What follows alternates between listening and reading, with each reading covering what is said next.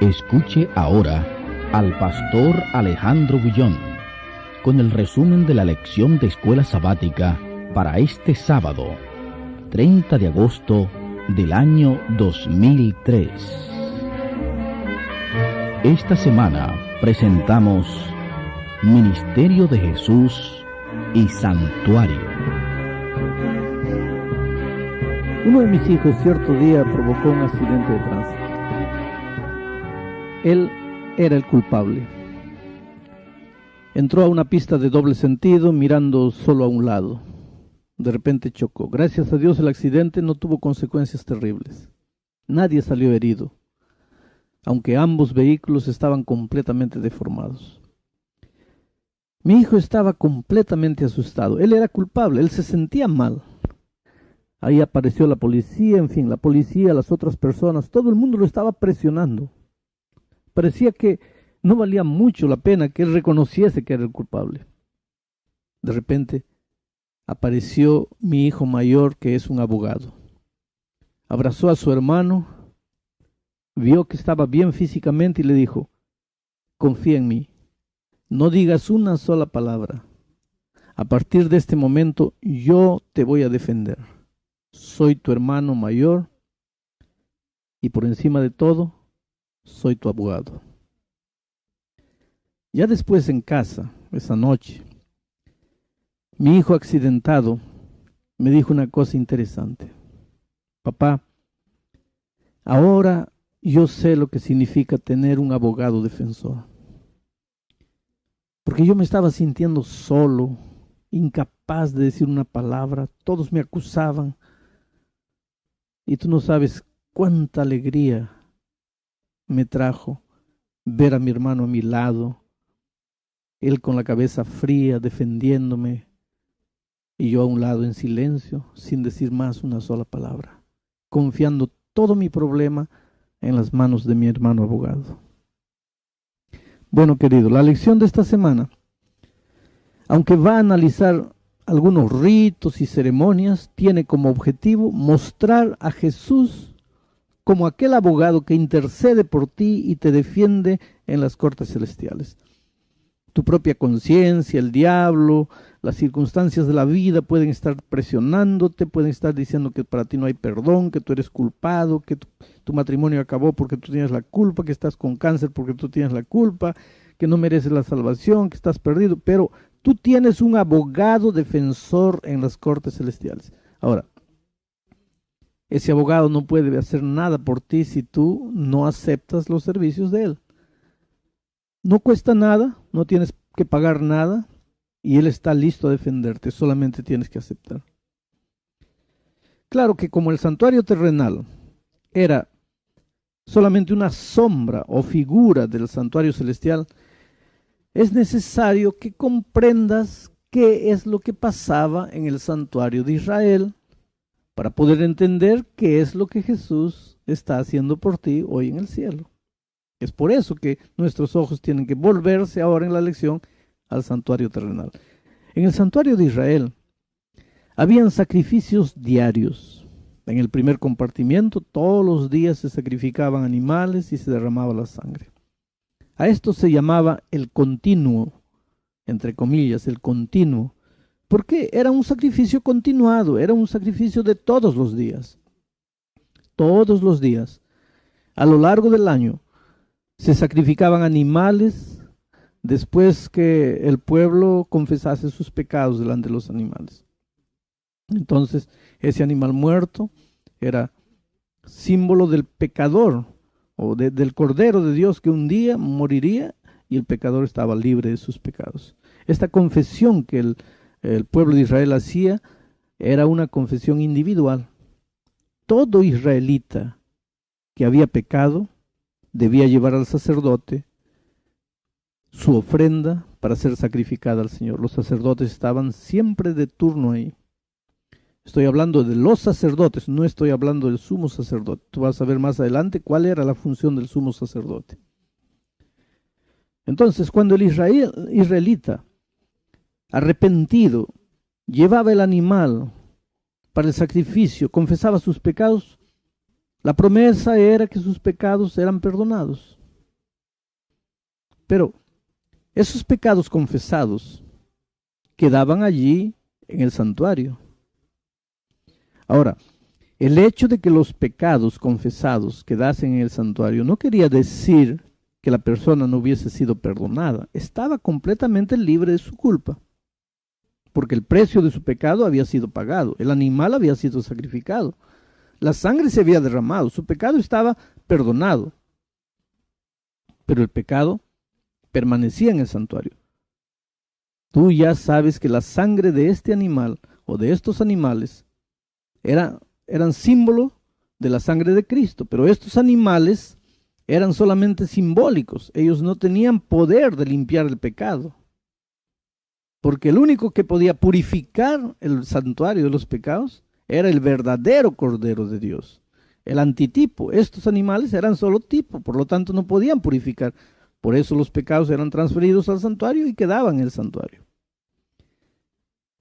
El autor de Hebreos menciona por lo menos unas 3 veces este asunto del sacrificio diario. En Hebreos 9:6 dice que en la primera parte del tabernáculo entran los sacerdotes continuamente. Recuerden lo que ya expliqué, diario, todos los días, entran los sacerdotes continuamente para cumplir los oficios del culto. Aquí Pablo está hablando del sacrificio diario de los sacerdotes. En Hebreos 7:27 se vuelve a mencionar este asunto. Se dice que Jesús no tiene necesidad cada día, como aquellos sacerdotes, de ofrecer primero sacrificios por sus propios pecados. Aquí se menciona nuevamente el sacrificio diario de los sacerdotes, pero en contraste con el ministerio de Jesús, que no tiene necesidad todos los días. Para Cristo el sacrificio no es continuo, es únicamente un sacrificio en la cruz. Él murió y una vez para siempre. Por eso esa idea de que cada Semana Santa Jesús está muriendo, no es verdad. No es verdad. Porque bíblicamente Cristo murió una única vez y para siempre. El tercer versículo de Hebreos que menciona el sacrificio diario es Hebreos 10:11, que dice: y ciertamente todo sacerdote está día tras día, mira la expresión día tras día, ministrando y ofreciendo muchas veces los mismos sacrificios. Este sacrificio diario ya no es más necesario ser hecho por Jesús. ¿Por qué? Porque Hebreos 10:12 da la respuesta. Cristo, habiendo ofrecido una vez para siempre un solo sacrificio, se ha sentado a la diestra de Dios. Bueno, aquí estos 3 versículos mostraron con clareza, con claridad, que Israel ofrecía sacrificio diario por los pecados, y esos pecados eran perdonados porque Israel confesaba sus pecados. La sangre era derramada, pero esos pecados quedaban allí en el santuario hasta el día de la purificación. En el santuario de Israel no se ofrecía solamente pues el sacrificio diario, sino que una vez por año ese santuario era purificado de todos los pecados confesados del año, y ahí es que se realizaba el grande día de la expiación. Todos los años, a los 10 días del séptimo mes, se realizaba el día de la expiación, o el famoso Yom Kippur, como es llamado hasta hoy día por los judíos. Esta era una única fiesta religiosa al año. En realidad, el día de la expiación era el clímax de las ceremonias de todo el año. Era un día en que nadie trabajaba, todo el pueblo se recogía espiritualmente. ¿Por qué? Porque el sumo sacerdote ese día se dirigía al tabernáculo para entrar por una única vez al año al lugar santísimo. ¿Para qué? Para expiar el pecado que el pueblo había confesado diariamente a lo largo del año y por el cual ya se había hecho sacrificio. Pero estos pecados que ya habían sido perdonados para el israelita, estaban ahí acumulados en el santuario. Entonces, por eso el sumo sacerdote entraba una vez por año al lugar santísimo. Ese día, solo el sumo sacerdote, los otros sacerdotes no podían hacer eso, solo el sumo sacerdote.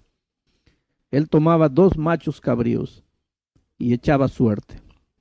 Uno representaría a Jesús, el otro a Azazel, o sea, al diablo. El primer macho cabrío que representaba a Jesús era sacrificado y el sumo sacerdote entraba al lugar santísimo llevando la sangre del macho cabrío que representaba a Jesucristo. ¿Para qué? Para purificar el santuario, ofreciendo a Dios esa sangre. Mientras el sumo sacerdote estaba dentro del lugar santísimo ofreciendo a Dios esa sangre y suplicando por el pecado del pueblo, afuera en el patio estaba todo el pueblo en oración. Estaba expectante, ansioso, esperando la salida del sumo sacerdote del lugar santísimo. Ese era un día de juicio, era un día de veredicto, porque el sacerdote saldría para decir si habían sido perdonados o no. Porque si hubiese un solo pecado no confesado, no habría pecador para el pecador que no confesó sus pecados. Por tanto, todo israelita debería recoger su espíritu ese día. Después, el sacerdote salía, confesaba los pecados del pueblo colocando la mano en el macho cabrío que representaba a Azazel. Y terminada la confesión, ahora el animal, el macho cabrío que representaba a Azazel, encima del cual el sacerdote había confesado todos los pecados del pueblo, era llevado al desierto, de donde nunca más podía volver. Este era un símbolo de la erradicación final del pecado. Muchos acusan a los adventistas de creer que nosotros somos salvos por el diablo, o que el diablo tiene alguna participación en nuestra salvación por causa de este simbolismo. Pero este simbolismo aquí no está hablando de que el macho cabrío vivo, que representaba a Azazel, está salvando al ser humano.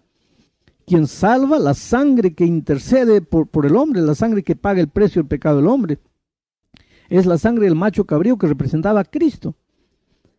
Este macho cabrío vivo que representaba al diablo, finalmente, cuando los pecados hayan sido perdonados, cuando los pecados todos hayan sido limpiados y purificados, alguien tiene que pagar por todos los pecados de toda la historia de todos los hombres. Y ese es el originador. Finalmente el diablo va a cargar, porque él fue el instigador. Él fue que llevó a todos los hombres a pecar. Él va a cargar sobre sí la consecuencia de todo lo que hizo. Vayamos a Hebreos 9:7.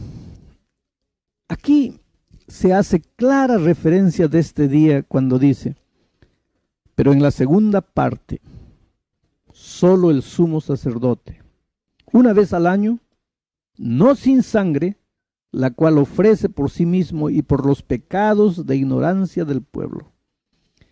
Aquí está hablando de ese día, del día de la expiación en el santuario terrenal. El sacerdote una única vez por año, no sin sangre, entraba al lugar santísimo. ¿Para qué? Para ofrecer esa sangre por sí mismo, porque él, el sacerdote de la tierra, era un ser humano y necesitaba también perdón. Y por los pecados de ignorancia del pueblo. Esta expresión, pecados de ignorancia del pueblo, es una expresión interesantísima, porque Dios tiene en cuenta hasta los pecados de ignorancia. Por eso tenemos, cuando oramos, que decir: Señor, perdóname mis pecados, aquellos de los cuales yo tengo conciencia, pero aquellos que yo cometí tal vez sin saber, sin darme cuenta. Porque Dios está dispuesto a perdonar todos los pecados, inclusive los pecados de ignorancia. En Hebreos 9, 24 y 25 dice así: porque no entró Cristo en el santuario hecho de mano, figura del verdadero, sino en el cielo mismo, para presentarse ahora por nosotros ante Dios,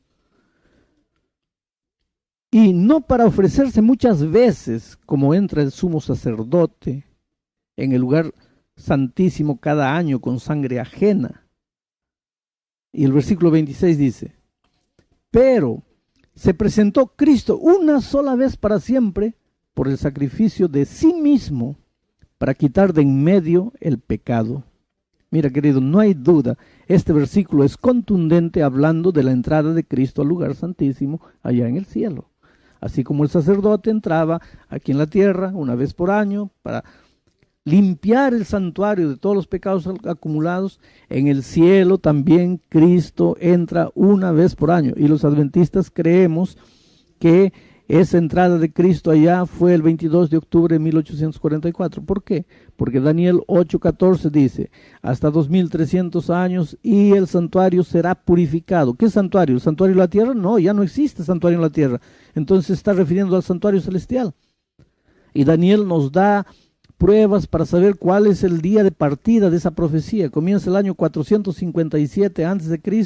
con el decreto para reconstruir los muros de Jerusalén. Y si cuentas a partir del año 457 vas a ver que terminas el 22 de octubre de 1844. Termina 2300 años. Ese día comienza la purificación del santuario, o sea, el juicio investigador allá en el cielo. Aquí está el punto crucial. Existen muchos cristianos sinceros que no pueden aceptar la existencia de un santuario en el cielo, y mucho menos que Cristo necesite hacer purificación en el cielo. Pero Hebreos 9:23 dice, fue pues necesario que las figuras de las cosas celestiales fuesen purificadas así, pero las cosas celestiales mismas con mejores sacrificios que estos. O sea, aquí es claro el versículo cuando dice que las cosas celestiales también necesitan ser purificadas. ¿Qué? Las cosas celestiales necesitan ser purificadas. ¿Por qué? Simplemente porque todo acto, bueno o malo, de los hombres son registrados en los libros de registro en el cielo. Cuando Cristo murió, mira, cuando Cristo murió ya fueron perdonados todos los pecados, porque su sangre es suficiente, pero el registro está allí y necesita ser borrado. O sea, el pecado necesita ser exterminado, limpiado. Porque mientras el registro esté allí, siquiera el recuerdo del pecado estará contaminando el santuario. Es necesario ponerle un punto final al pecado. Bueno, el día del juicio tiene que ver con la erradicación final del pecado. Ahora, Hebreos no se extiende en este tema, no dice cuándo será esta purificación. Pero ese tema en la Biblia también es claro, Daniel 8:14 ya hice referencia a eso. Ahora, Elena de White dice lo siguiente: Cristo está en el santuario celestial y allí hace expiación por su pueblo. Allí presenta su costado herido y sus manos horadadas a su Padre. Allí está suplicando por su iglesia que está sobre la tierra. Está limpiando el santuario de los pecados del